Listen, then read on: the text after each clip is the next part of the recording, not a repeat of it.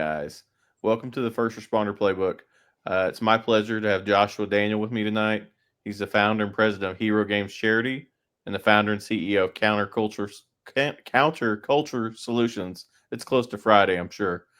And with over 20 years in special operations and 9 deployments, I'm going to let Joshua give himself a proper introduction now. Josh, the floor is yours. Dang, man, that's rough. All right. Hey, I'm Josh. I just retired after 20 years, 8 months, and 8 days in the Army. And man, I'm only 39, so I feel pretty blessed to kind of be here. Good chunk of my life was doing dangerous stuff in far off places and wasn't sure I'd ever make it to this point. So I'm pretty stoked about that. Married, 4 kids, live up in the mountains, came back home where it all started in Virginia. And man, I think, I'm sure we'll dive into a little bit of my career here in a little bit, but nowadays I hang out up here, man. We're homesteading. I, of course, have a couple companies that I run with tight knit circle, really good group of people, man. I'm doing what I love, and in literally every aspect. I don't do anything that I don't want to do nowadays, and it feels good. So, That's awesome. Tell me, so you're originally from Virginia. mhm. Where at in Virginia are you from originally? Yeah, man, they call it Central Virginia, but we're right here on the east side of the Appalachians. It's called Bedford. We're a tiny little patriotic town nestled between Roanoke and Lynchburg, Virginia. Of course, we have a national D-Day memorial here because Bedford lost more boys per capita on D-Day, specifically Omaha Beach, than any other town in the country. So, Wow, I you didn't know know, that. Bedford, And we have done our part. well, and was there was a big Civil War battle in Lynchburg too, correct? Wasn't there? Yeah, actually, you could call it Lynchburg. Appomattox was the surrender, Yes. Lee to Grant. Yep. Yeah, Yeah. that's There, a there's a pretty, there's a there's a long line of military history in that area, like from the Revolutionary War onward. yeah, no doubt, man. Yeah, I mean, I would say the Appomattox Courthouse, where the war ended, it's about 45 minutes from my house. That's awesome. Yeah, That's a long line of military history, folks, and that's uh, that's a lot of patriotism just through the generations, for sure. no So doubt, man. how did you decide that you wanted to get in the military, and why the army? Yeah, um, man, when I was a kid, I wanted to be a hero, man, and I wanted to put my neck out there for other people, and that scared the shit out of me, to be honest. I remember being maybe 8, 10 years old, and probably 8 years old, and thinking, dude, I'm gonna do it, but I'm scared. you know, I remember thinking that, which is kind of wild. And honestly, what landed me towards the military rather than like firefighter, law enforcement, first responder was movies, man. Good Okay. movies. Black Hawk Down, We Were Soldiers. Dude, yeah, I was sold, man. Watch old Mel Gibson called Broken Arrow. I was like, I want that. I want to get overrun. Yep. Um, and so that's what locked it in for me. And like most young men, the Marine Corps was really appealing, really appealing. They have beautiful uniforms. They had the best commercials back then. Um, the propaganda that existed around it all was that the Marine Corps was the best, and they are amazing, amazing warfighters. So I don't want to take away from the Marine Corps in that sense, but that was the stick. And so I remember, like, 10th grade, Marine Corps recruiter in the cafeteria of my high school. I went and spoke to him and said, "Hey, I want to be Marine Recon." I had read Carlos Hathcock's book. He was a Vietnam era sniper, and I had read a bunch of other sniper books too. And I was like, "Yeah, I want to be a Marine Recon sniper." And he's like, yeah, man, of course you can be Marine recon, but first you have to join the Marine Corps and do the regular Marine thing. And I'm like, no, dude, like straight to recon. It's like, sorry, we don't have that. So I went to the Army, said, hey, do you guys have Marine like equivalent? And Staff Sergeant Kelly, female, she's like, yep, they're called Rangers. I was like, sign me up, literally sign me up. And I joined the Army my 11th grade year of high school, 17 years old. And I thought, I thought I could not do 12th grade. Because I had read books, man, about young kids joining the military in larger scale wars and being able to get out of high school. And I was like, yeah, high school is ridiculous. I don't want to finish this. I want to go to Iraq because I joined the Army about 8 days after the war in Iraq started. I had just Okay. turned 17. And I was like, hey, I want that. And I remember I tracked the war through newspaper clippings on my wall in my bedroom. Yeah. And then I still, finish high school reluctantly. And, it's important. And then, Now, did you go to boot camp like before your senior year, or did you go like right as soon as you graduated? no, they wouldn't allow it. So I was in the delayed entry program, and I, I was just doing it because I wanted to do it. A lot of people suggested that would count as time towards my retirement. It did not, So I spent like 14 months in the delayed entry program just waiting to graduate high school, and then graduated high school, and I left less than a week after graduating. Wow. As soon as I could. That did when you do the delayed entry program, was there like regular meetups and workouts for like people that may want to join the military? Like, how does that Yeah. work for somebody that wants to do that? Yeah, that's what it was back then, man. I can't vouch for what they're doing nowadays, but yeah, we would meet up about once a month. I remember we did some basic land nav, a lot of PT. PT is an easy one, right? Physical training. You can organize a good, workout just about anywhere. So we did a lot of that. And for me, it was just being around soldiers. I wanted that. I wanted to see what they were about. I wanted to learn from them. I wanted to have an edge, so that when I went to basic training, I was prepared, and all of that was really important to me. Yeah, and I'm not military, so I'll start out with that. But being a police officer is very paramilitaristic, and when you first get in there, you're just like you're trying to fit in to fit in. But then you get a couple years in, and you're like, man, may hate that motherfucker, but god damn it, I can hate him, not you. You know what I'm saying? And it's a brotherhood. It really is. Yeah, that's fair, man. I do believe that because at the end of the day, you're still in a very small percentage of Americans who said, "Hey, I want to serve. I want to give back." Um, yeah, it's a small percentage, and there's something, not looking at myself, but looking at others. I think there's something special there, when someone's willing to do that. Absolutely. Um, where did you do your basic training at? Fort Benning. Georgia. Yeah. Yeah, I believe I'm not sure what's going on with the name stuff. I think they changed it to Fort Moore, which is honestly awesome, named after Colonel Hal Moore, legend. I just talked about him, right? When Yep. we were soldiers, Battle of the Idrang Valley. But yeah, Fort Benning. Awesome. Uh, how did you went during summertime? How was the weather? It's hot, man. It's like uh, Virginia's reasonably hot, and I got down to Georgia, and I'm like, oh yeah, man, this is the real deal. It's smoking down here, and that's a point of pride. We Yep. get to talk about how hot it was when we did this or when we did that, and yeah, it was hot, man. So you always hear the horror stories, and you kind of touched on it already, but they kept their promise of letting you get into special operations fairly quickly. Um, and you always hear people like they'll sign them up for something, then they change their MOS.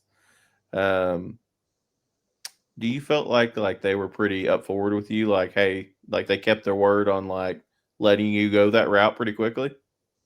Yeah, I mean, look, man, it's a contract. Yep. So, from my experience, anyone that says, "Oh, well, I got screwed and they did this or that," they're not taking accountability, man. I was 17 years old. I signed a contract. I looked at the contract and saw Ranger on there. All right, cool. This seems to be what you're saying. Check. Let's do it, right? Like Yeah. it ain't that complex, dude. Look, man, from my experience, people love having excuses as to how they got screwed, and Yes. I just haven't seen it, man. Like, almost 21 years in the army, I never actually saw that in a factual sense. Love it. Yep, I love it because you see it a lot in pretty much every branch of first responder service. They'll be like, "Man, they were out to get me," like, and they just don't want to own up that.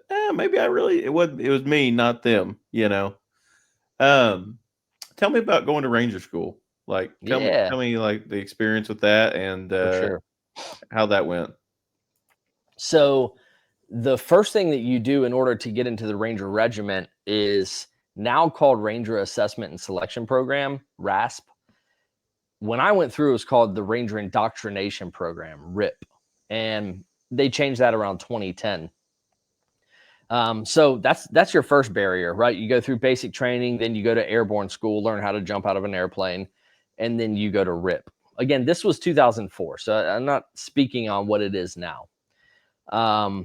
And yeah, we went to RIP. RIP was 4 weeks long, and it was just, hey, we're gonna kick the crap out of you, man, for 4 weeks.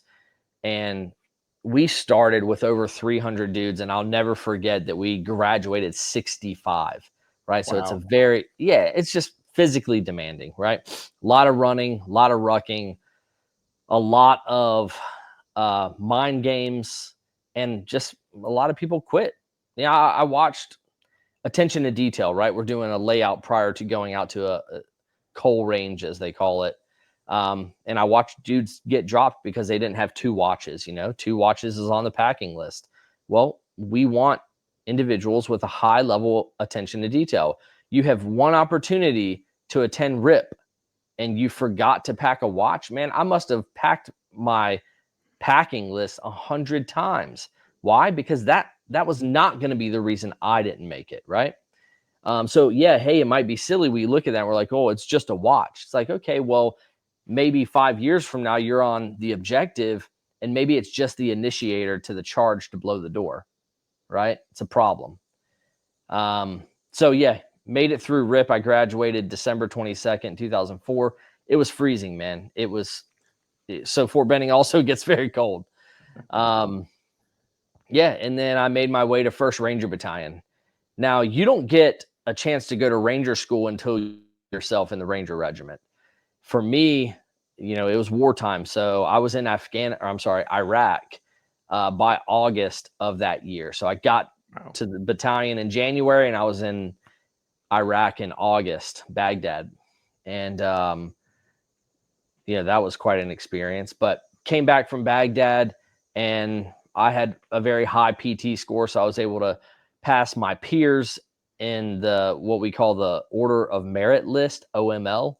And so I was at the top of the OML and went to Ranger School. Ranger School was a blast and also horrible. I think the worst part about Ranger School, again, I went in the summer. I think I was there from May to August because I recycled Florida Face. I did Florida Face twice. I loved it. Um, but it was so smoking hot, right? You walk forever, you live outside. It sucks, man. It sucks. You don't eat much, you don't sleep much. Um, but I was proud to be there. I was stoked. I knew I would get one chance to do it, and I went there and I gave it everything that I have or that I had, and went through phase 1, which is called Derby phase, reasonably well. I think, didn't have any hiccups there. Got into mountain phase, and I'm from the mountains, dude. Like when I navigated us everywhere. I was always the point man in mountain phase if I wasn't a team leader. And so I really built a reputation in mountain phase. And alongside a really close buddy of mine at the time, Matt Best from Black Rifle Coffee, we were Okay. straight up bros in Ranger School, so much that we recycled together. But yeah.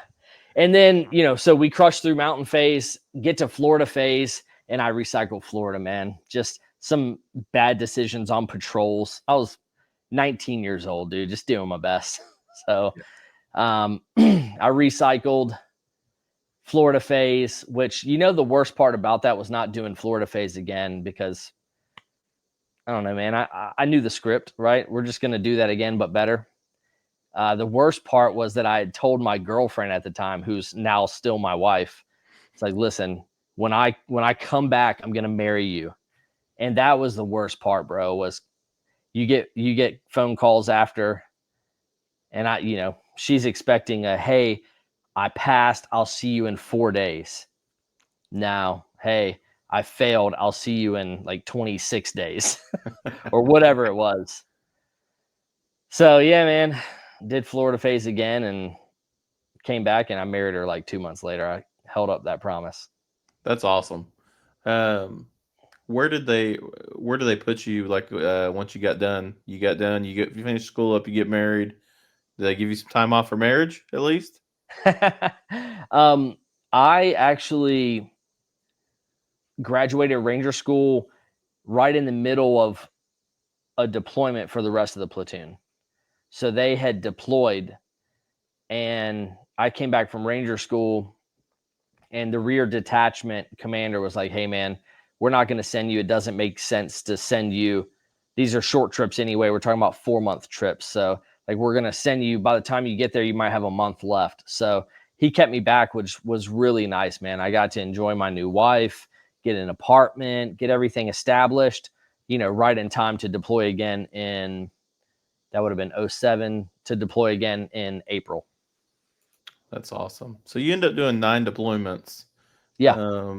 What I mean, what's some things that you can talk about that you enjoyed or dealt with like while on these deployments? Yeah. So my career was split between the Ranger Regiment and Special Forces. I spent 5 years in the Ranger Regiment and did 4 deployments with them, plus Ranger School. So literally, every year I was deployed or at Ranger School, plus all of our other training. Man, like when we talk about dudes like me, we have to remember the spouses on the backside, bro. Like, think about that. You know what I'm saying? Yep. In that 5 years that I was in the Ranger Regiment, like I said, I was deployed every year or at Ranger School.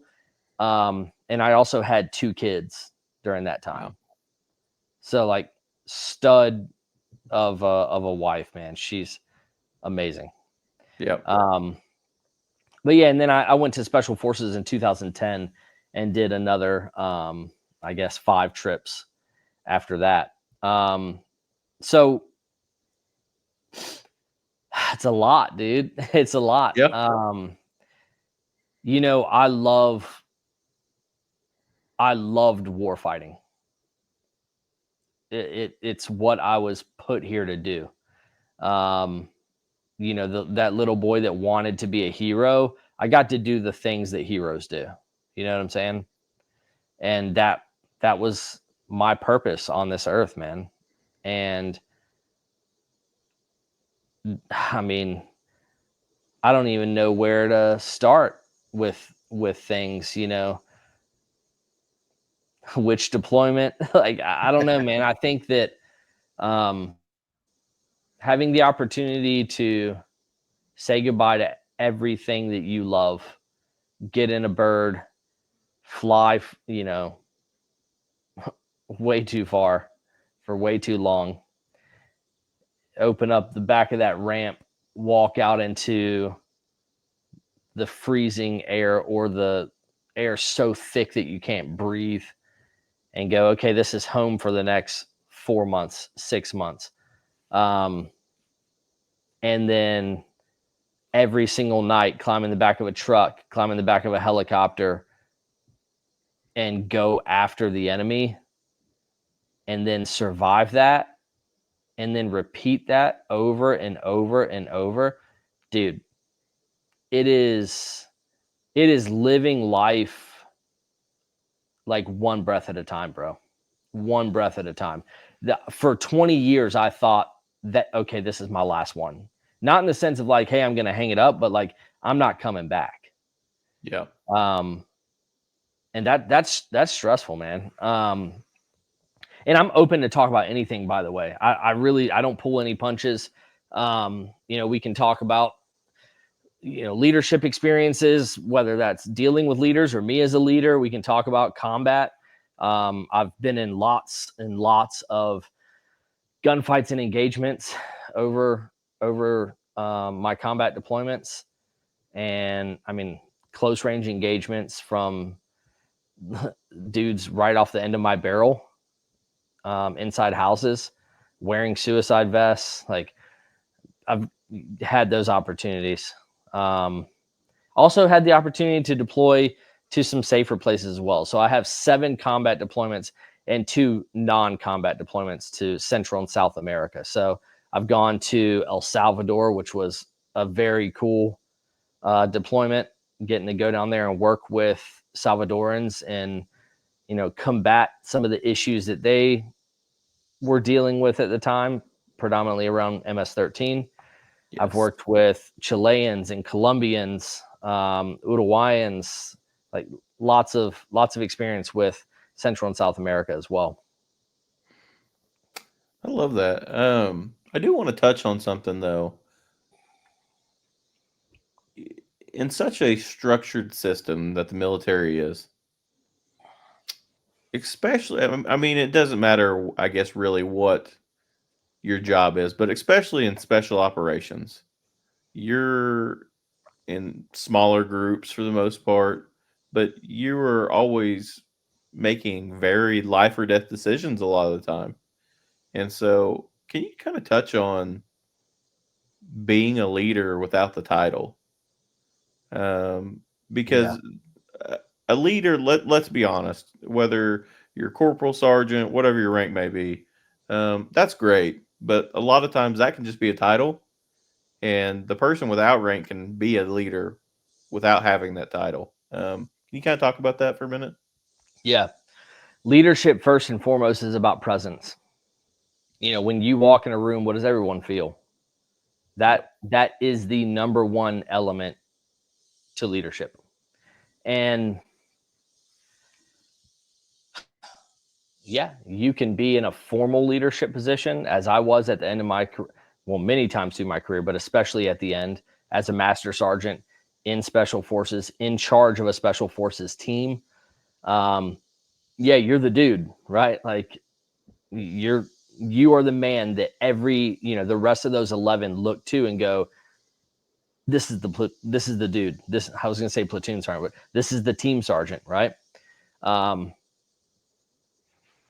But there are plenty of guys that sit in that position and they ain't leading shit, because they don't have the presence, they don't have the experience. So, hey, it just is what it is. And then you're going to have someone who is really in charge, who's really leading things. For me, I think that there's 3 levels with leadership, right? We, of course, if we're in a formal leadership position, we lead those below us. But even as a team sergeant, I had adjacent team sergeants. So if I was on my shit, I was influencing them. And leadership is influence. That's all I mean, that's really what it is at the end of the day. The Army says that leadership is providing purpose, direction, and motivation to essentially accomplish a task. That's influence, man. And so, okay, so I'm leading the guys below me. I'm leading my adjacent team sergeants through my actions, whatever that is. maybe I'm pushing my team hard and we're conducting training that other teams aren't doing. Well, guess what I'm doing? Those teams aren't looking at me going, hey, his team is super fucking lethal. I want to be like that. Next thing you know, they're doing similar things. Or they're not, or they're choosing not to, which is really bad, right? And then we are also able to lead our leaders. And that comes from just putting yourself in a position where you can use your presence and your influence to help them make decisions. If you're helping your leader make a decision, are you not part of that leadership process? Of course you are. So understanding that leadership, I love that you said that, man. It's not just a formal position. It's everywhere at all times in every position. And organizations are better when everyone takes ownership and understands that they are leading in some capacity. Yeah, it's there were many times when I was not in charge of things, but the boys came to me and said, "Hey, JD, what do you think about this? Is this right? Are we doing this right? Um, do you think the actual leader is doing this right?" And listen, that is a dangerous place. And if you're in that position, we used to call it like a shadow governor. If you're that shadow governor, you better fucking have some integrity and you better support your leaders as long as they're operating within the parameters, right? So they're not doing anything that's illegal, immoral, or unsafe. That was it for me, right? Hey, I might disagree with my leadership, but as long as they're legal, safe, and moral, they have my support. You deviate from that, you're fucking done, dude. I'm coming. Yep. Yep. I wholeheartedly agree because you're right. A lot of times, you'll have those people that come to you and they're like, "Hey, man, I'm trying to shake the pot a little bit," and you got to be the person that says, "Hey, like they are they're doing the best they can within their constraints," and you can clamp down on that dissent pretty quickly as the unofficial leader, and by saying, "Hey, listen, that's our chain of command, and we're going to follow it." 100%, man. Yeah, and I mean that's loyalty to the team, dude. Yep. You can dislike your leader, you better be loyal to this team. Yep. Absolutely. So, how do you feel that taking on these leadership responsibilities? How do you feel like it helped you during your high pressure situations that you were in? Early on in my career, I was curious, I was hungry. Even to the point where when I was a young E4, so I was not in a formal leadership position, my squad leader used to make fun of me. In a Ranger squad, you have two fire teams. So you have your Alpha team leader and your Bravo team leader. So I'm an E4. I'm not a team leader at all. And my squad leader used to call me the Charlie team leader. And and um, in a degrading way. And the team leaders, from what I remember, they kind of felt the same way. And it was because I was eager, man. I wanted to be the best dude in that squad. And maybe those fucking team leaders didn't. And so as I look back, that curiosity, that hunger, that determination, it was expediting my learning at 1,000 times faster than my peers. I'm not saying that I was 1,000 times better than my peers. I'm saying that because I was curious and hungry, I was just taking in thing, man, where, other guys were okay with just kind of dialing it back. I wasn't. And that's why, oh, there goes the fucking Charlie team leader again, trying to do this, trying to learn that. It's like, yeah, dude, I'm hungry. I want your job, bro. Not in a bad way, but like, I want your job. And I'm ready to take it, by the way. And so that mindset, dude, it gave me a Rolodex of lessons that when I did become a fire team leader, I was like, yep, I've seen this. Oh, well, yeah, I've not been a fire team leader before, but I watched one do this, right? And then it just kept going through my entire career. So by the time that I was a team sergeant, I'm getting rated number one in the company as out of all 8 team sergeants, or I guess 6 team sergeants. That was rightfully earned, man. You know, you're competing against other special forces E8s. That is, dude, that is high, heavy competition. And I'm getting rated number one. Why? Because, dude, I was in that Rolodex. I've seen this before, right? Um, so yeah, it was the mindset that, dude, we don't have a lot of time. This might be the last one. I'm gonna do it right. And then, dude, you roll that up over 20 years, and it's like, holy shit. This Yes. roll, I got like 6 Rolodexes. You know, it's funny you say that. I was actually just having a discussion with my mom the other day. Um, Me and my brother's 7 years older than me, and he got every athletic gene in the family. I got the brains. He was actually really smart to me, but you know, and my brother was a college athlete. Like I topped out at like 5'10", and so even though I those athletic genes skipped me, I did pick up on being super competitive.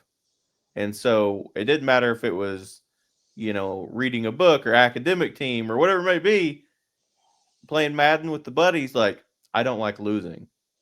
But I always want to improve myself in whatever I'm doing to be the best. And so then when I get into law enforcement, I was blessed to have a very young mentor that was out there shaking the bushes, man. He was always writing search warrants and kicking doors in and chasing bad guys. And I'll never forget, he's like, "Man, you're too smart to be here," because I worked at my hometown. And I was like, "No, man, like I want to be a cop." And he's like, "Yeah, but you need to go somewhere bigger." And he took me under his wing though and showed me like how to do a lot of these things that a lot of cops are afraid to do, like write your own search warrant or like, go kick doors in. And so that's what I did all the time. Like I would go make contacts with these bad guys and, hey, look, I found, a gun with some dope. And then that leads to a search warrant. And so I started building that Rolodex up. And then I go to the next agency a little bit bigger and I'm doing the same thing. And, I get to a point to where like, I'm like, okay, like I want that next challenge. And, now I'm 10 years in and, I'm fixing to actually be, surprise world, I'm fixing to be a police chief. Hell yeah. But it's not because it comes without challenges, but I want that challenge of, okay, now it's on me to run a department. Like I don't, I don't shy away from that. Not saying I'm going to be perfect by any means, but you know what? I'm going to show up every day and give it 100%, and we're going to get after it. And I just had a talk with a buddy today about that, and he's like, "Man, you got a good gig. You need to stay here." And he's not wrong. But you know what? I'm never going to be satisfied until I get to that position and say, it's not for me. But you know what? There's a very good chance that I'm going to get in there and be like, you know what? This is me. I'm built to lead people. And we're going to go get an agency of, butt kickers and go catch bad guys. Like, and there's way more to police work than just catching bad guys. Like, I'm actually a huge proponent of community policing to go with proactive policing. But if you stay in that small bubble of like what's comfortable in life, you're never going to grow. And I'll wholeheartedly admit it. I left law enforcement during COVID because I was burnt out. I was in a street level leadership role, but there wasn't any room for advancement beyond that at the agency. There's the whole pandemic going on, and I'll never forget somebody's like, "Hey man, take over your own insurance agency." Terrible decision to go to a fully commissioned job during a pandemic for anybody that ever wants to listen. But I failed. It went fucking terrible. They put, Tulsa Metro is probably 2 million. Tulsa itself's probably 200,000. And they're like, "Hey, we're going to put you in Tulsa." Sweet. Big town. I'm going to sell tons of insurance. Well, they put me in the part of town that probably has people that has actually no insurance. And then they expect you to sell like a ton of insurance. And it went terribly. Like I failed. But you know what that did is I get back in law enforcement and I'm not satisfied. It's going good. Like everything's fine. But I'm not like I never want to get comfortable. And so I was like, you know what? A buddy of mine's like, hey, I'm getting my master's degree. I'm like, well, fuck, if he can do it, so can I. So I knocked it out in a year and got my master's degree. And I finished that and I'm like, I'm gonna get my doctorate degree. Like I don't got Hell yeah. kids yet. I don't have a wife yet. And a year later, like I've got a year left on it. And no more reason than, you know what? I want to. Because I'm a lifelong learner. There's so much you can take in like these leadership classes that you take, because that's what I'm doing my doctorate in strategic leadership. Nice. And so when I saw your profile, we'll get into that of you doing mentoring stuff and coaching. Like that's actually what my concentration is leadership coaching. And I will never tell somebody, hey man, you need to stay where you're at in your comfort zone. Like you may fail at something, but you're going to bounce back harder because you learned from that failure. And you may go out there, knock it out of the park, and be the all-star the first time. But you're never going to know if you don't take that risk. Yeah. And I mean, I'm with you. I'm 100% like on board with that, because you got to lead by example. And like if you're afraid to take that next step, then those people beneath you are going to do the same thing. And they're going to get comfortable, and that doesn't breed a good environment for like growth and development. No, it doesn't, man. And we have a lot of we got a lot of dreamers in the world, dude.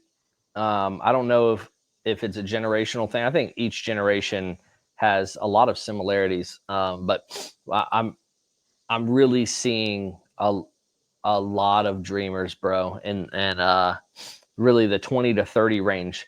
They have these grandiose dreams and kind of unrealistic expectations of themselves, and then they go out and they try things and they fail, and then they just give up. Yeah. It's weak. It's disgusting, dude. I hate it. I hate watching it. But then I have to remind myself, man, like, that's kind of the order of things. People in general, the masses are not exceptional. They're Yep. not. It takes a lot to be exceptional. And so I kind of stopped applying that belief to everyone. And that helped me, because it would blow my mind, and it would bother me dealing with people like that. I couldn't figure them out. What's wrong with this person, man? They have all of the opportunity in the world. They're 22 years old and they have everything in front of them, and they're just doing nothing with it. Um, just, actually, I know why it pisses me off so much. It pisses me off so much because I have buddies that died at 20, 21, 22. This year's honoree for the Hero Games, which is our nonprofit, Eric Hario was 19 years old. So when I see a 22-year-old person just fucking flopping, knowing that Eric Hario came off the back of that bird and was ready to get after it and, went all the way for this country, fuck you, man. Yeah. Fuck you. And yeah, and I do feel that way. And there is emotion tied to that, because guess what, dude? You were not given this amazing blessing, which is called life, so that you can just sit on your fucking couch. You weren't. And Yeah. it's disgusting that you do. Yep. I agree wholeheartedly. Yeah, it gets me fired up, man. Yeah. I think I blame Call of Duty for a lot of this, but there's no like extra life when you die in real life. You know what I'm saying? Like there's just not. And I actually had this, like I said, I had this discussion with my mom a few weeks ago. What I do now, like it doesn't. I'm fully in the office now doing training full time, but there's no guarantee. Like I could stop a car on the way home, and that guy might be like, you know what, I don't like the police today, and it's a shootout, and there's no promise of tomorrow. And I'm not going to be content just chasing my tail just to have a safe job. I'm going to go be the best part. Like, I'm not doing the schooling just to be like, man, I'm content being like a mid-level person. Like, let's go ride it out. Like, no, I want to be the best. And and what's funny is, yes, I'm competitive, and I think that breeds a good environment, that competitiveness, but I'm not jealous, if that makes sense. Like, I want my buddies to be just as successful as me.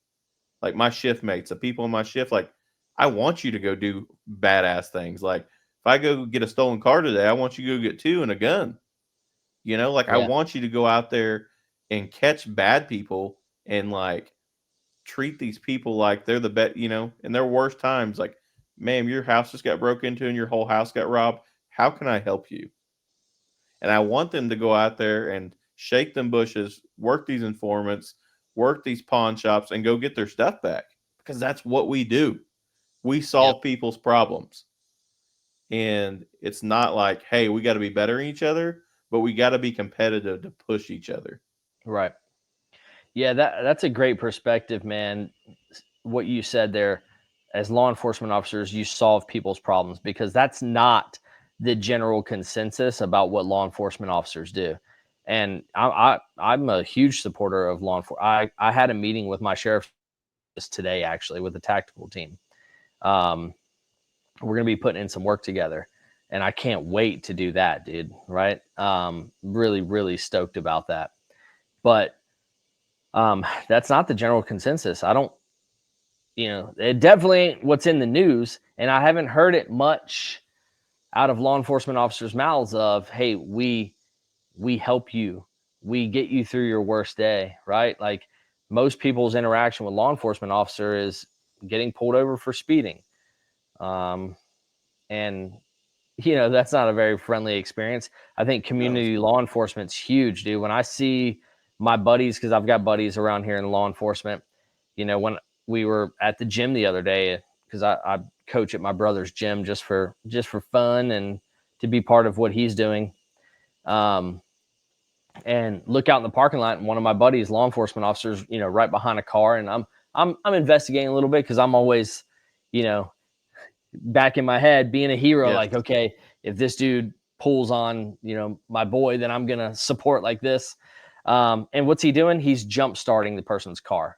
That's community policing, right? Like, building relationships, establishing rapport, and then being able to leverage that for a safer community. Like that's there, we need more of that. absolutely. And I'll call a spade a spade. I didn't get into law enforcement to write tickets. Like, I hate writing a ticket. And so that's why I always crack up when people are like, oh, all these guys do is sit out here and write speeding tickets. Like, I can probably count on like under 50 the total number of speeding tickets I've wrote in 10 years. But I will tell Yeah. you that I get out there and stop cars for those violations, and I speak to people and I find out, like, hey, like, I see that gun tucked down there in between your thigh and your center console. Like, why don't you go and hop on out? Oh, you're a felon? Yeah, like, you can't have that, bro. And so, like, those small traffic stops lead to bigger things. Sure. But here's the deal: they also, even without writing a ticket, you can treat that person with a little bit of kindness and respect and say, hey, sir, like, I know you're doing 10 over. Can you slow it down a little bit for me? Like, there's kids that ride their bicycles around here, whatever it may be. And you would be surprised how many people will respect you more for giving them that little bit of respect and kindness when they're probably going to have a bad day. Whatever their reason may be. Man, I've had a bad day at work. I wasn't paying attention. I'm doing 10, 15 over because, like, my day was just terrible. People don't forget those small moments of interaction when you could have been a dick and wrote them the speeding ticket. Hey, I'm going to cut you a break today. Here's a warning. Slow it down for me. People don't forget that. And Right. what cops need to realize is treat those people with respect and kindness. Like, there's a time and place that you got to handle business, but 95% of the time, you should be a respectful person to these citizens. We're here to serve you. And I will call people out that like, treat people like dicks because there's no room for that in this profession. But I also call out the public that thinks we don't sit there. They think we go to Taco Bell and sit there for 6 hours, um, because we're out here doing work that no one else wants to do every day. We're No getting our doubt. hands dirty, we're shaking the bushes, and we're letting you sleep safe at night, plain and simple. And I'll never forget. I was laughing. I did an episode earlier this week of like why I'm doing a podcast, and I had a buddy of mine interview me, and I told the story of I let somebody get one over on me when I was a rookie cop. I mean, the guy was bought and paid for, should have went to jail, and I let him, yell and scream and threaten to, file a complaint on me, and I let him go, and he shouldn't have. He should have went to jail. And I hear buddies all the time. They're just like, "Why would you tell that?" Because I don't want somebody to repeat that mistake I made. I'm not too prideful to say, "Yeah, I let one happen 10 years ago, but it's never happened again." And people are commenting on those posts and they're like, "Oh, these guys are power hungry, blah blah blah. He got tired of like, out there doing stupid stuff." No, like you have this general opinion of police work of that's not true, and you have the right to say that, but you know what? It still doesn't change the fact that I think you're a moron for saying Yeah. it. And so I love being a cop, but at the same time, I love serving the citizens. And just like you said, you got to go out there and be a hero. You did it because you cared about this damn country. You wanted to be the hero for those people, and we've got to remember that we're out here serving the public too. And I love that. I mean, that's a core belief in me. Yeah, dude. Every single engagement matters, whether that's as a law enforcement officer or a business owner. Every single engagement matters. And if you think that your position or your rank, your status means fucking anything, you're delusional. You're delusional. And people see right through it, man. And that's why a lot of people have frustrations towards law enforcement or military, even, right? Um, and so, yeah, man, I've had great interactions with law enforcement. I think the best one I ever had was I was hauling ass, dude. And the speed limit changed from 65 to 55, and I was actually up here in Virginia, but I didn't live here at the time, so I wasn't too familiar with the area. Doesn't matter. I was ripping ass. Like that was just the truth, dude. I think I was doing 85 and a 55, something like that. State trooper pulls me over. I pull right over. He comes up. I go, "Hey, brother, I have a pistol on me, concealed carry. I already have my military ID and my concealed carry license out." I was like, "Here, dude, I know exactly why he pulled me over. I was going way too fast." He's like, "Yeah, bro, you were doing this, this speed." And I was like, "Damn, 55? Where was, it was a genuine conversation." He's like, "Yeah, dude, you were." He's like, "Where are you going, by the way?" I was actually headed to the airport to pick up a Gold Star family for the Hero Games. Yeah. And I told him, I was like, "Dude, I'll be honest with you, I'm a little late, man. I'm trying to get to the airport. I got to show up for these people." And he's like, "Yeah, look, man, no problem." And then he goes, "What kind of gun you got?" And I was like, "Bro, it's a pretty sick Glock 19. You want to see it?" He's like, "Yeah, dude, let me see." I pull it out, I clear it. I'm like, "Yeah," he's looking at the optic on it, the light. We're talking about him. He's like, "Oh, dude, that's a sick gun, the fluted slide." Like, oh, yeah. I'm like, we're, we're talking about my pistol. He's like, "Look, bro, just get to the airport, but slow it down a little bit, dude. If like you're going fast." I was Yep. like, "Bro, I'm sorry, man. And you're right. Like, I need to slow down." And that was it, dude. Engagement done. Um, I took responsibility. I treated him like a person. Um, and he did the same. Yep. Look how it worked out. And I've had plenty of engagements like that. I've also had some negative ones, man, where law enforcement officers tried to flex on me, dude. And like, I had one tell me one time that I wasn't a special forces guy. I'm like, "What are you talking about? What?" Hey, first off, how did we get here to the point that you asked me what I do, I told you, and then you tell me I'm lying to you? crazy, dude. Like, this is, yeah, man. So anyway, I know it's hey, there's good people and bad people everywhere. That's the Yes, truth of it. And yeah, thank God we have law enforcement officers that are willing to go out there and hold the line for us, because there's a shit ton of criminals that want to do some really bad things, and they ain't gonna get away with it because of law enforcement officers. absolutely. So I want to kind of I want to talk about your charity and then Yeah. counterculture in a minute, but I want to ask you one last thing. How have you handled everything you've dealt with in the military? Mental health is a huge topic these days, Hmm. and just being in 7 combat deployments, like I know you've had to dealt with a little bit of that, um, and I'm sure a lot of your brothers and sisters have too. How did you handle that? And what are some good ways to get help if needed? Yeah, that's a great question, man. First, I guess to build some context, because I can tell you how, my mental health experience, but if you don't know what got me there, then that doesn't matter, right? Like, it could just be that I had, like a bullet fly over my head one time, Yep. so I think context matters here. Um, so, through those 7 deployments, I've killed people at close range. I've watched teammates die, and that's not cool. Um, I've been in every type of engagement you can imagine. Um, I never did a deployment where I was not in direct combat. Every single one of those 7 deployments. So, like, some guys do a combat deployment and they go sit, on a fire base somewhere, and are not engaging the enemy. It's not the case, man. I engaged the enemy every single deployment that I went on.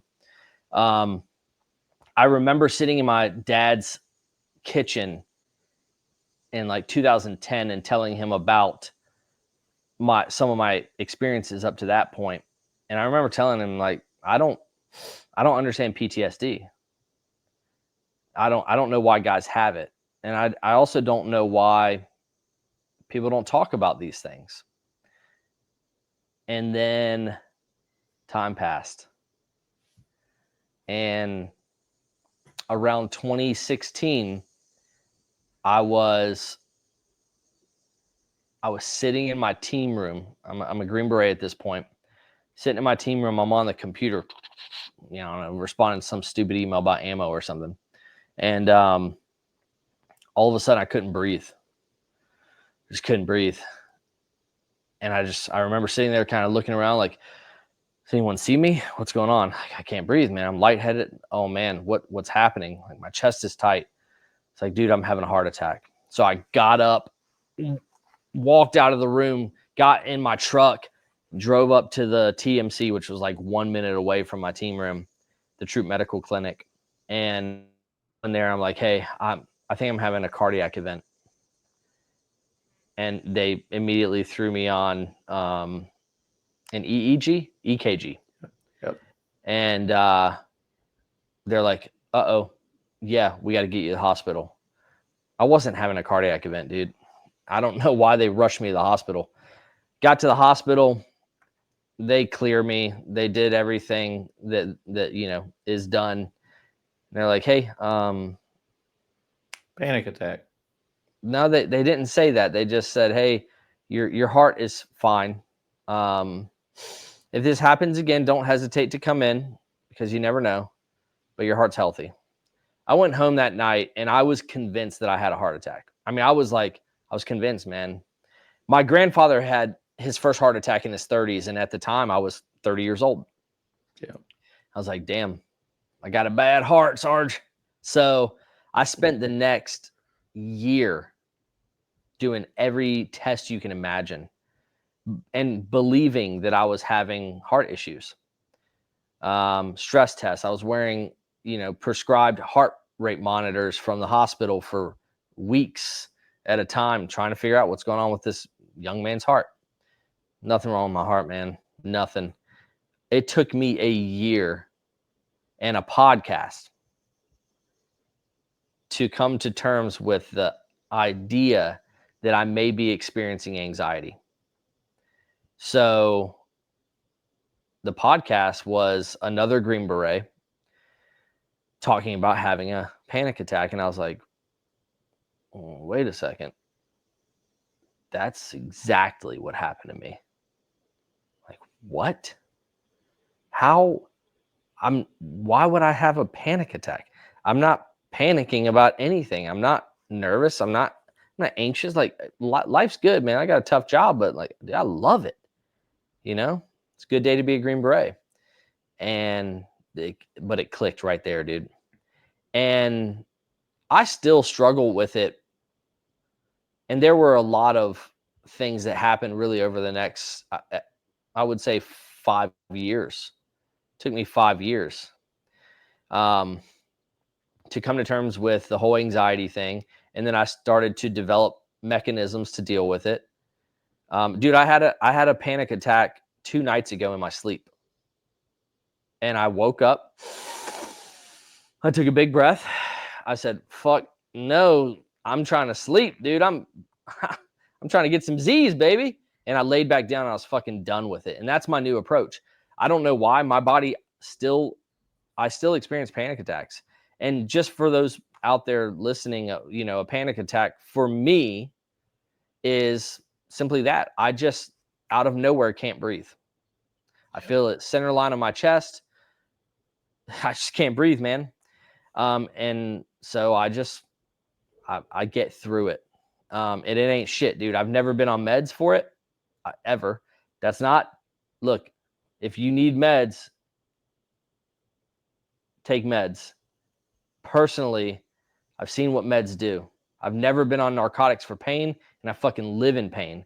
I've never been on meds for depression and anxiety. And thank God nowadays, I'm up here in the mountains, dude. I'm good to go. Still having these damn panic attacks for whatever reason. But it fucked me up, dude. And you know what? The hardest part was there was no one around me talking about it, but there were other dudes experiencing it. That was the hardest part. I just needed another dude like me to go, hey, bro, this shit happens to us, man. It's okay. And it wasn't, dude. I mean, I remember back during that time, dudes were like, hey, don't go talk to anybody about this, bro. You can get pulled off the team. It's like, well, what do I do? Right. So the other thing that really, really fucked me up, man, was the Afghan withdrawal. I have some very close Afghan friends, one of which I helped get back here to the US during the withdrawal. I also have a podcast that's called the Catalyst Collective. In my very first episode, I started the podcast for him because I wanted to get his story out there and raise money. And we raised $17,000 for him. So when we got him here, I Venmo'd him that money or however we got it to him and gave him a good start here in the United States. And now he just got his CDL. He's a truck driver, bro. He's living the American dream. Just amazing. But that awesome. Withdrawal, it fucked me up, man, because I wanted to be there. I needed more. I needed another trip, and that trip was gone, and I wasn't going to get any more. And coming to terms with that was tough, and all of the loss surrounding it. The whole political situation, I don't give a fuck about that, man. I don't put any faith in politicians. Of course they're going to fuck that up, right? So that part, whatever, dude. Okay. But what really bothered me was knowing I was never going to get to taste war again, and coming to terms with that was tough. And, that's actually when I started my nonprofit. I was on my second to last deployment, combat deployment. And, our nonprofit's called Hero Games Charity, and it's all about giving back to the boys that we lost by bringing their families here to Bedford, hosting them, paying for everything, and then throwing a big ass fitness event and party in honor of them. And we choose a new family every year. So we're actually doing Eric Hario this year, the young man that I referenced earlier. That's awesome. how did you what made you decide to start that out of the blue? And how do you do fundraising for that, or like I want to help you grow that? So like, Yeah, how do you go about growing that? it's grassroots, man. We have no big donors. We have no big help or traction anywhere. Nowhere. Everything is local. Generally speaking, we have people that come from all over, man. We've had people that come from Washington, California, Texas, Florida, New Hampshire to come do this event, and so it's not local in that sense, but it's local in the sense that we built it here. Everything comes from here. It's the local auto body shop that gives us $500 every year loyally. They never miss. It's the mom and pop farm that donates meat so that we're able to feed the family and then throw our big party and feed everyone. That's what it is. Why did we start it? It started just between myself, my wife, my brother, and his wife. They own a CrossFit gym here in Bedford called Sharp Top CrossFit. And, it started with actually me challenging their gym. And then, a couple years into doing it just for fun, we lost a company mate after returning to Afghanistan, and it was devastating, man. And I was like, hey, let's charge people money for the hero games instead of just having it free and open. And let's take that money and give it to her, give it to the surviving spouse. So we did. We heard nothing from her, which we don't care. We wouldn't want to. That wasn't what it was about until a year later. And she wrote us a letter. And dude, when we read that letter and saw the impact we had on her, like, okay, there's something here. So we just kept growing it and growing it and growing it. We're running our 10th hero games this year. That's awesome. Yeah. And last year we raised over $24,000, and every single dollar goes towards the hero games. We have never paid ourselves. We've never paid anyone within the organization, and we never will. One of our core values is money is not a core value. So everything is grassroots. We put in the work for free. Of course we would. How the fuck how could I pay myself to take care of my buddies' families? It's Exactly. crazy shit. That ain't philanthropy, dude. Hell no. Yep. That's an awesome cause, and I'm definitely going to link that in the episode description for you, and give it a share on my Facebook page and stuff, so that way we can help spread your message for sure. I think that's a great cause. So Thank you. tell me Hey, tell me real quick, about yeah. I'm sorry. On that point, we have a 7-minute YouTube video that, dude, this local videography team put together last year for free. And 7 minutes on YouTube, it captures everything that I just said 1,000 times better than I just said it. I'm telling you, dude, somebody's gonna be chopping onions in the room because you're gonna be crying, bro. Yeah. I watch that thing every time I watch it. I tear up. I'm like, all right, I gotta head out. I can't watch this thing anymore. It's called the Hero Games Origin Story. Okay. I'll share the video with it. Yeah, I man. think that's awesome, man. I'm a sucker for a good video myself. Yeah. I uh, I want to talk about Counterculture Solutions. How did you go down that route? And you got some mentoring, you got some military law enforcement training stuff. You got a little bit of everything in there. So I want to talk about that for a minute. Yeah. So with Hero Games, and I know you're like, Hero Games, what? It ties into Hero Games. With Hero Okay. Games, we were looking at ways to fundraise money. And we're looking around a bunch of Green Berets and Rangers, and we had some MARSOC Raiders, and got a pretty good team. And we're like, well, every one of us has been through SEER school, survival, escape, resistance, and evasion.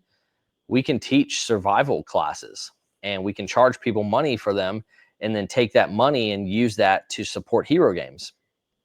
So that's what we did.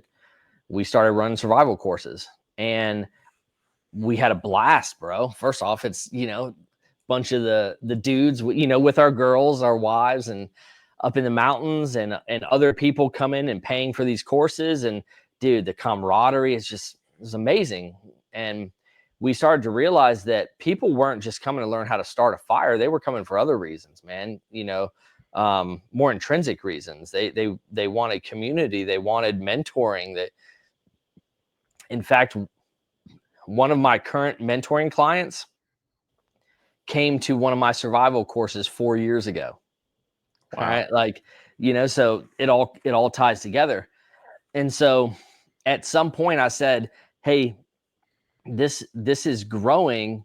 This is a great thing that we're doing, but it can't be hero games, because hero games is all about the families. It's all about the service member who gave everything. It can't be clouded, it can't be pictures of us up in the mountains.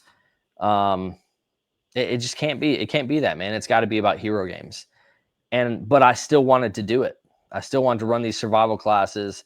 I still wanted to mentor people. So last year, as I was actually sitting down watching the Super Bowl, and I was like, man, this game sucks. And I was like, I'm starting a company.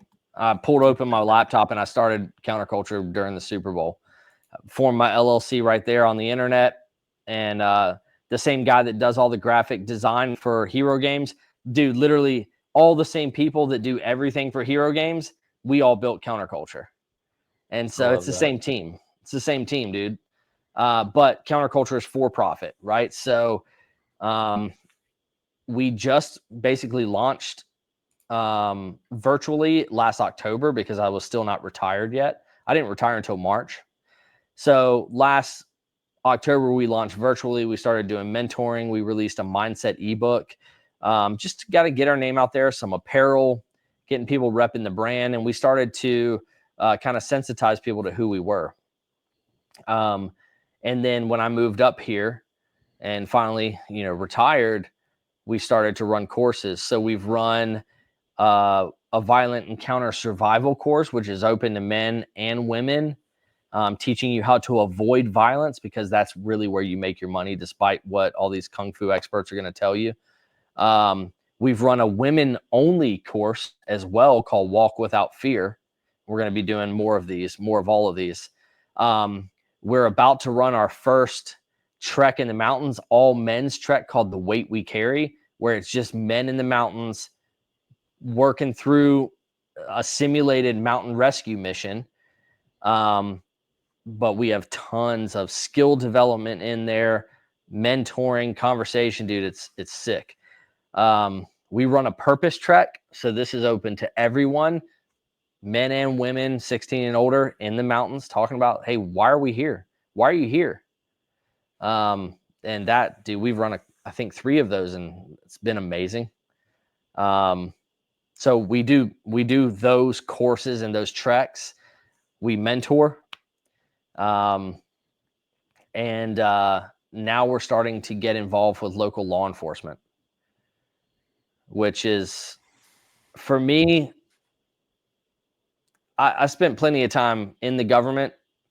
I kind of wanted to not be around the government for a while. Yes. But I also am passionate about the safety of this community.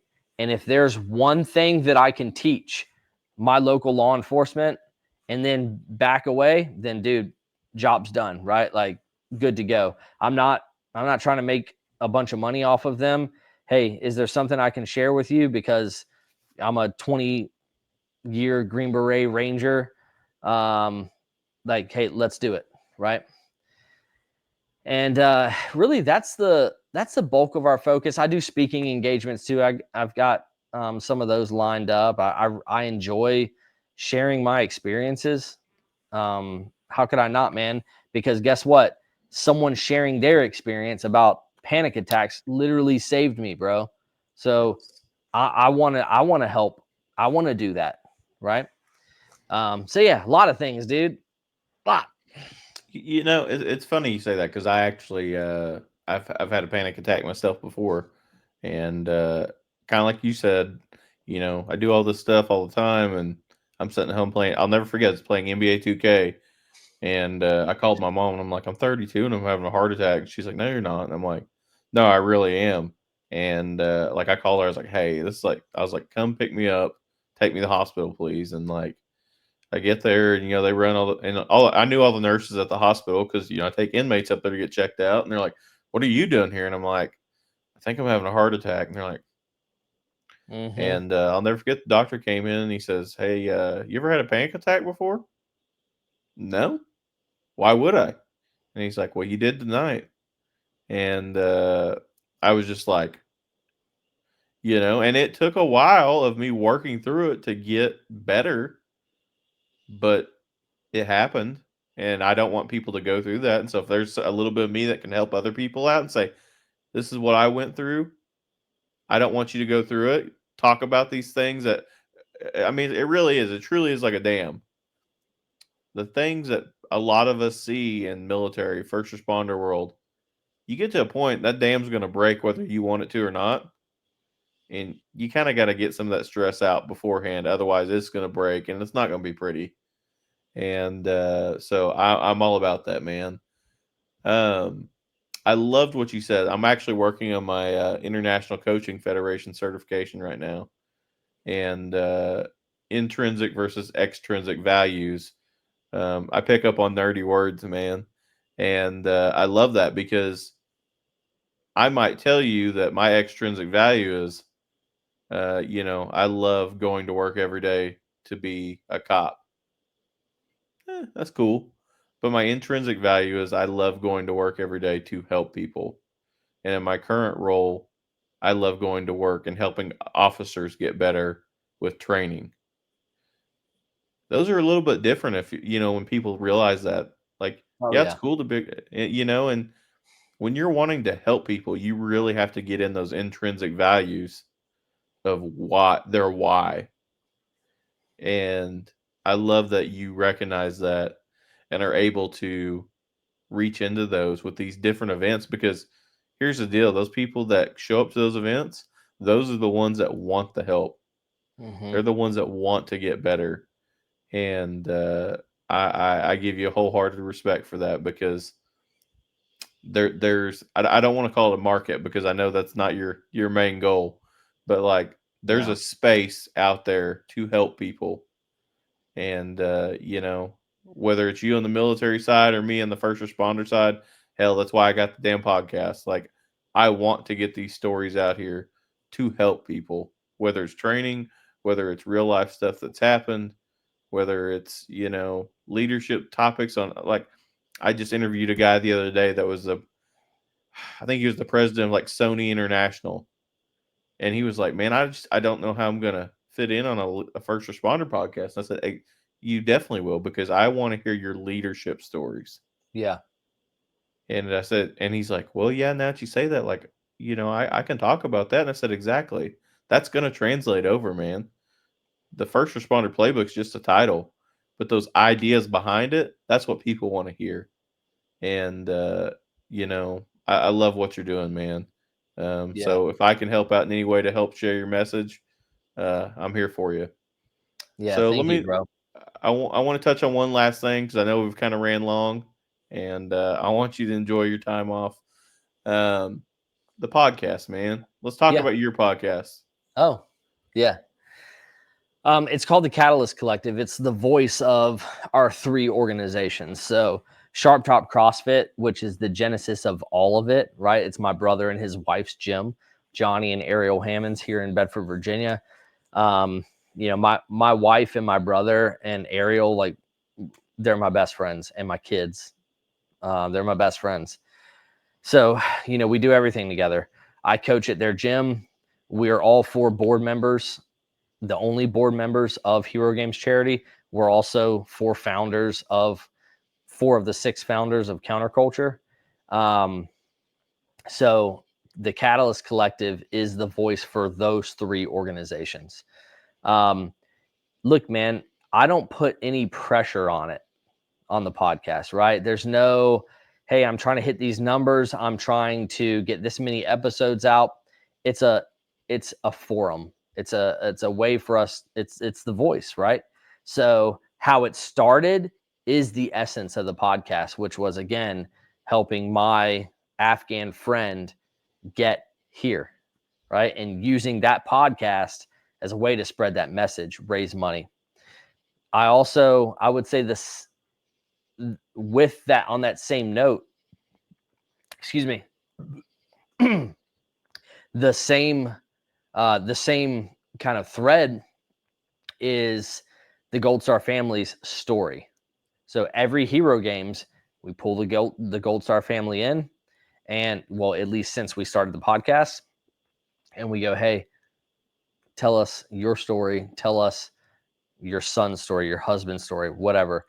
And man, those are powerful episodes, bro. I mean, beautiful, beautiful stories, dude. And you can just, you're there. You're there. You can feel the emotion. You get to know the name. You know, you feel like you should walk away knowing, like, feeling like you know that person, because you just listen to their mother talk about them for 3 hours. And then, aside from that, man, we use it to create awareness, to share information, etc. Yeah. So the Catalyst Collective. Love it. Where can they listen to it? YouTube, pretty much any streaming platform. Exactly. Yeah. YouTube, any streaming platform. We're on Facebook. We're on Instagram. That's about all we do with social media. There's way too much out there with X and LinkedIn. LinkedIn is mega whack. A bunch of people just, like, kissing each other's butts at It's the an echo same time. chamber. It's ridiculous, bro. I hate LinkedIn. Someone told me, "Oh, you need a LinkedIn." I created a LinkedIn. I was on there for like a month, and I was like, "I'm out of here, dude. I'm out of here." It's a bunch of people, just like I said, yeah, echo chamber, and no one's even helping each other. Yep. I don't know. That's probably wrong. I'm But yeah, gonna off air. I'm gonna get you in contact. I think there's a big police trainers conference that you should look into for next year to share your message. I think it would be very well received with what you're doing, and I'm going to get you in contact with them because I've had a couple guests on there from there, and I go every year. But nice. um, they have some people like you that share similar stories there, and like how they can relate to law enforcement. And I want to make that connection for you because I think it would be a good way to spread your message. No doubt, man. Yeah, a lot of people were like, "Oh, how can a Green Beret help law enforcement?" It's like, I don't know. Do you serve warrants? Do you want to learn how to survive a gunfight inside a house? Because I've done that a lot. Do you want to Yep. know those things, or do you not want to know those things? Because I can die up in here in the mountains with them right here. I don't want Yep. to. That's why I'm trying to talk to you about this. But you're Yep. resistant, dude. Trust me. I've faced resistance. I have faced resistance, which is crazy to even think about, man. But yeah, I'm That's interested. awesome. That's awesome. Well, Josh, I don't want to tie you up. If somebody wants to reach out to you, what's the best way to do it? Yeah, man. Best way to reach out is go follow Hero Games Charity on Instagram and Facebook. It's at Hero Games Charity. And go follow Counterculture Solutions. It's at Counterculture Solutions. Don't just type in at Counterculture, because you're going to get a pretty big douchebag company. That ain't us, man. At Counterculture Solutions. Anyway, I want you to go there, not to me, because I want you to see our works. Let our work speak for us. If you like that, then come find me. It's at JDXHGC for Hero Games Charity, XCCS for Counterculture Solutions. So again, that's at JDXHGCXCCS. Instagram, Facebook. I'm super responsive, man. It's a private account, so DM me and let me know that you heard about me on this podcast, because I just don't want weirdos following me, man. There's a lot of them out there. They just want to see what a retired Green Beret's doing, I guess, like in his free time. So yeah, man. I love it. Josh, thanks for joining me tonight, and you're always welcome here. Yeah, thank you, bro. Have a good night. Take care, man.